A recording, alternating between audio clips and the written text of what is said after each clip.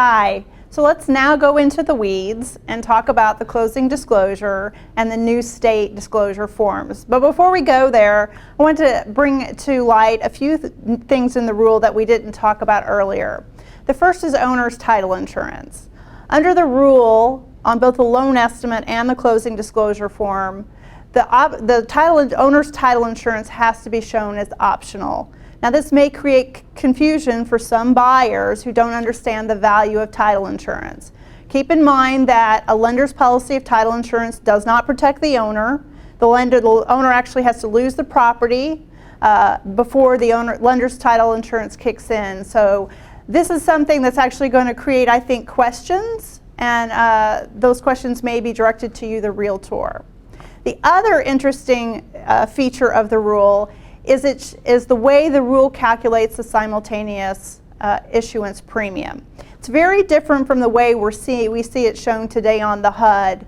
When a loan policy and an owner's policy are purchased at the same time, we call that a simultaneous issuance, and there's a special discounted rate in just about every state for that simultaneous issue. Well, the CFPB is really concerned that the borrower, the owner, the purchaser, understands the true cost of title insurance if the borrower does not purchase an owner's policy. So as a result of that, TRID requires us to show the full loan premium for the loan policy and then use a special formula for disclosing the owner's policy on the new disclosure forms, and that is taking the full premium for the owner's policy, adding to that the loan policy at the simultaneous rate, and subtracting out the full book rate for the loan policy. So you're going to see those numbers in a simultaneous transaction look very different from the way they do today on the HUD. So let's now move to the loan estimate, a very high level review. This is the GFE. This is very much like the GFE.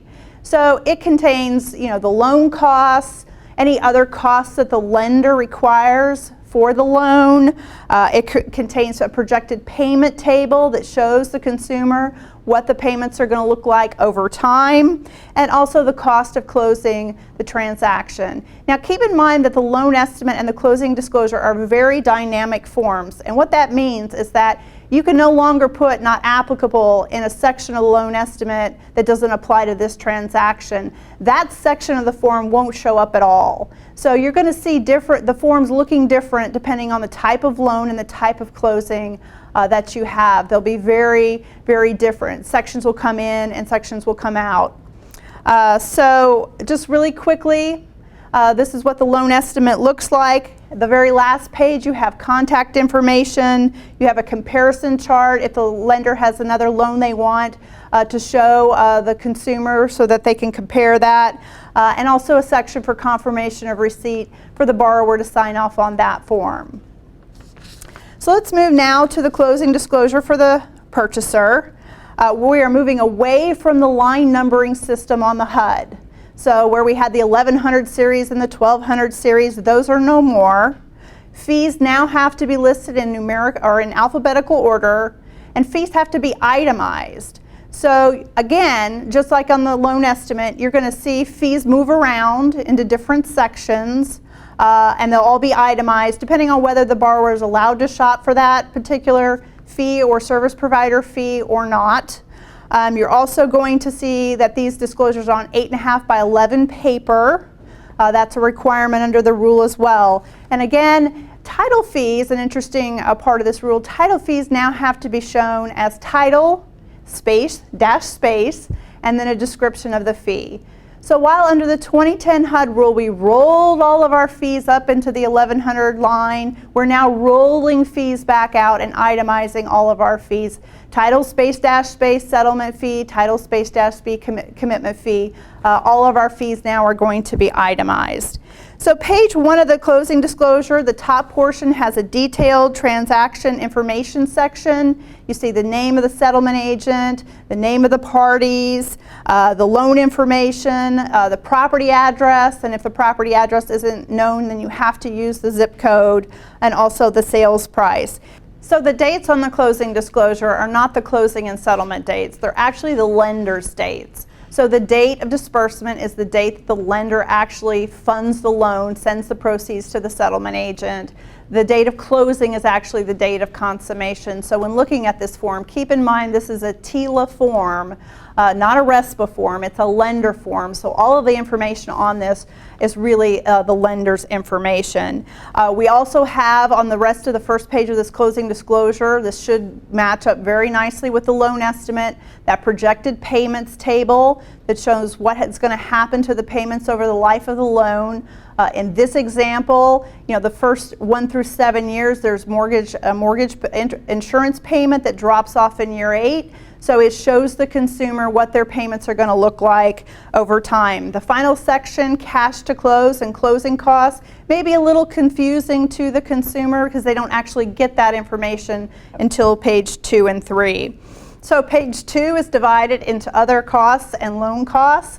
Loan costs are all of the loan the costs that the lender charges for the loan. So it includes their costs, it includes items that the lender did not allow the borrower to shop for, or if the borrower picked a service provider off the lender's list, that is in the loan cost section. And then it also includes those other costs that the borrower was allowed to shop for.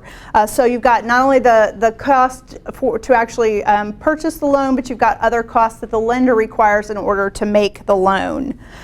Page 3 of the closing disclosure has the cash to close calculation. Now this looks very much like what you're used to seeing on the truth in lending. Cash to close is intended to show the borrower what has changed between the loan estimate and the closing disclosure, and to identify any variations or good faith variations between the loan estimate and the closing costs. The summaries of transactions on page 3, that looks very much like what we're used to seeing today on the HUD-1, right? So it summarizes the transaction for the borrower and the seller. It includes its charges and credits and the resulting bottom line due by and to each of the parties. This is very much like what we're used to seeing today on the HUD-1 in the summaries of transaction table. The top half is the charges to the borrower and credits from the seller. Notice on this form that the totals add up. So your actual totals for the section aren't at the bottom of each section. They're actually rolled up into the top lines K and M rather than appearing as a listed item at the bottom. So that's something a little bit different.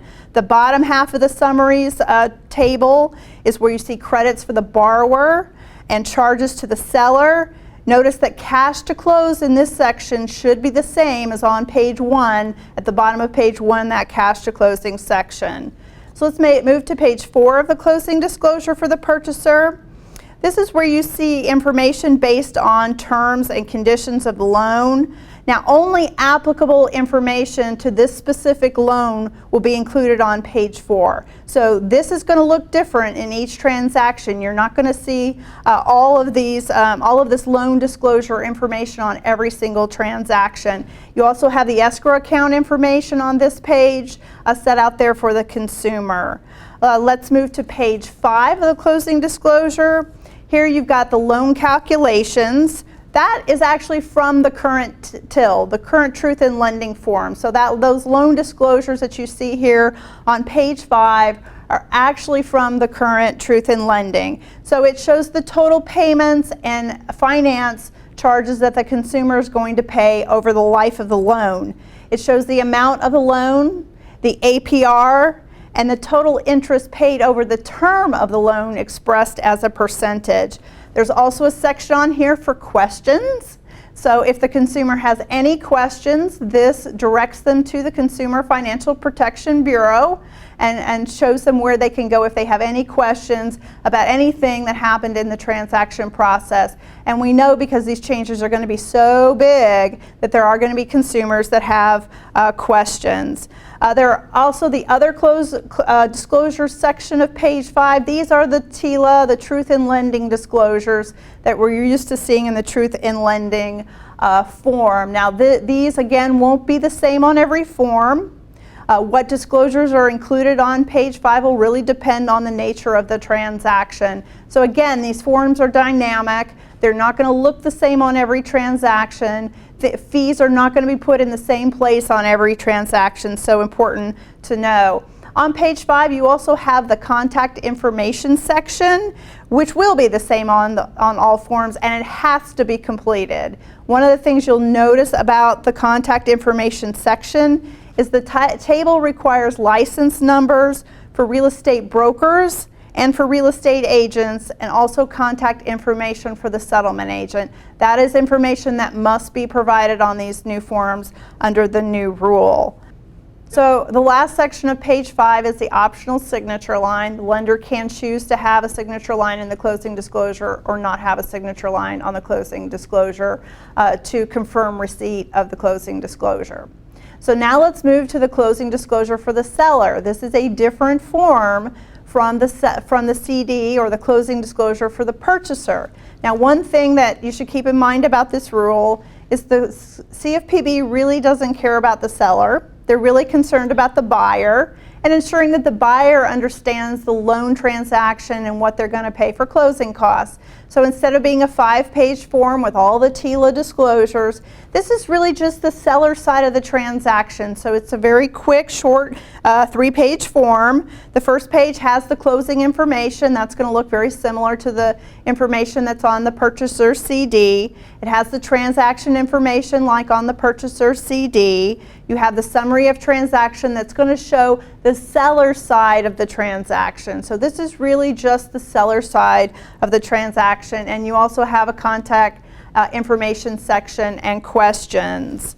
So let's move to page 2 of the closing disclosure for the seller very quickly. Again, you have closing cost details. Now this is closing costs that the seller may be somehow contributing to, loan costs or other costs that the seller might be contributing to. Again, all of the closing disclosure for the seller is really the seller side of the transaction in any way that the seller might be contributing to the transaction. So this is what the seller CD looks like. Again, this is going to be prepared by the settlement agent and delivered to the consumer at or before closing. Again, the timing and delivery requirements that are required for the purchaser are not required for the seller. They just have to get it at or before consummation.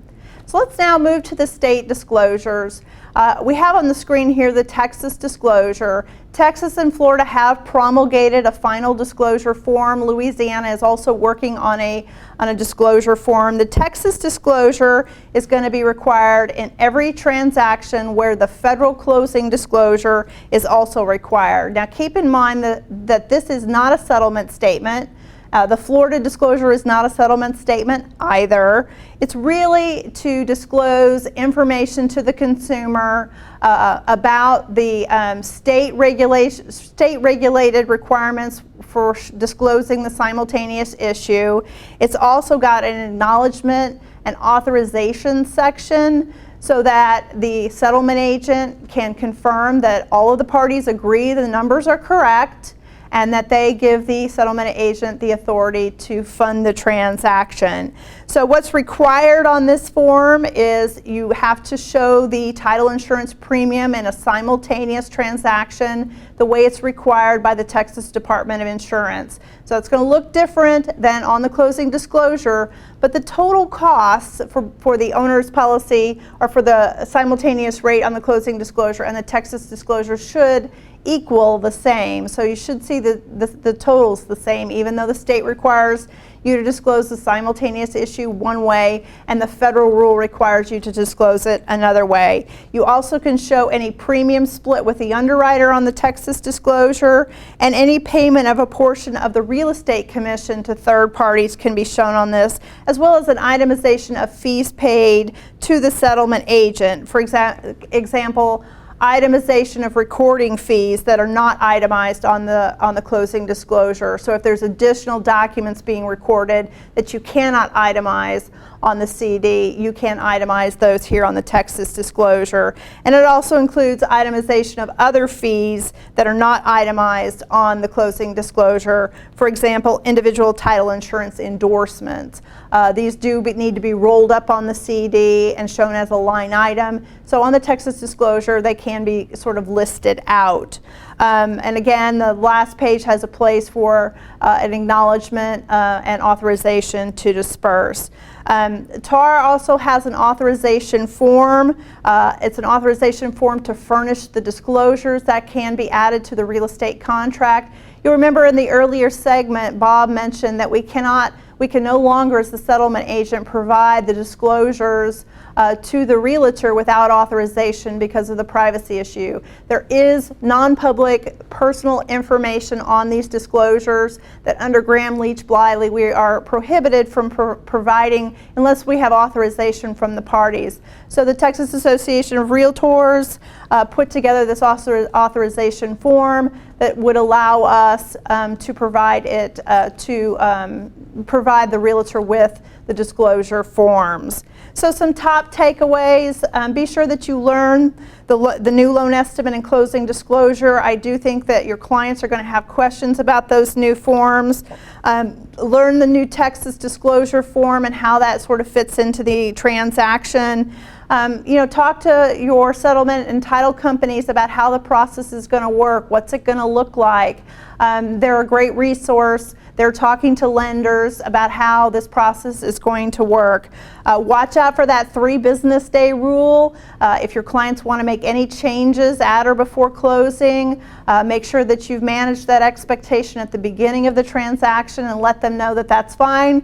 We can make a change, but it just may mean it may take a longer time for us to get to closing. Also, caution your buyers about any changes to the program or the loan program that they've selected.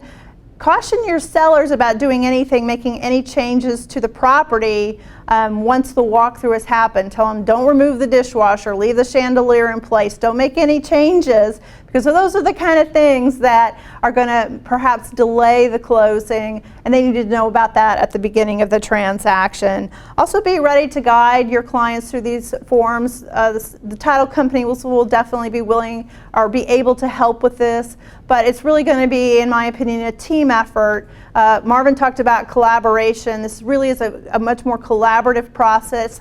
It is an intent of this rule to make the process more collaborative, to make sure that lenders and settlement agents and realtors are talking to each other and that we're really working together. So thank you for your time today. I wanted to make you aware of Stewart's CFPB resource at stewart.com/CFPB. All kinds of great resources on there to further educate you. There is a Realtor link on this website. I encourage you to go there and look at those resources if you have additional questions. Thank you very much for your time today. If you have additional questions, reach out to your business development officer or your business development team at Stewart. We're here to help. Thank you.